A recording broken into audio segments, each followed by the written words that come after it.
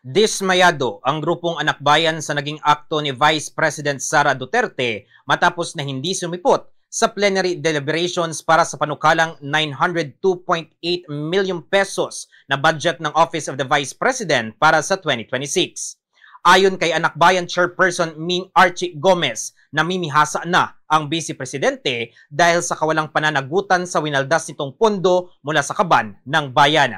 Naniniwala ang mga ito na kung hindi maipaliwanag ni VP Sara kung saan napunta ang naunang pondo ng kanyang tanggapan, ay nararapat lamang na hindi pagbigyan ang hinihingi nitong pondo dahil wala siyang karapatan na humawak sa pinaghirapang pera ng manggagawa at maralitang mga taxpayers. Dagdag pa ni Gomez, nakakainsultoan niya sa institusyon ang kondisyon na ipinataw ni Duterte bago ito dumalo sa pagdinig. Nabatid na target ng Kamara na maaprubahan sa ikalawang pagbasa ang pambansang budget ngayong linggo at sa ikatlo at huling pagbasa bago matapos ang sesyon sa October 13.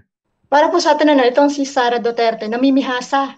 Akala ata ay basta-basta na lang makakalusot. Dahil sa hinaba-haba, lagi naman ganyan yung nangyayari. Tandaan natin na itong si Sara Duterte, hindi pa rin niya hanggang sa kasalukuyan pinapaliwanag saan ba napunta yung kanyang confidential funds. Hindi pa rin niya sinasagot. At ngayon na gusto nating alamin saan niya gagamitin itong panibagong budget na request niya, ayaw pa rin sagutin. Lagi na lang ang ginagawa ay tumatakas doon sa accountability.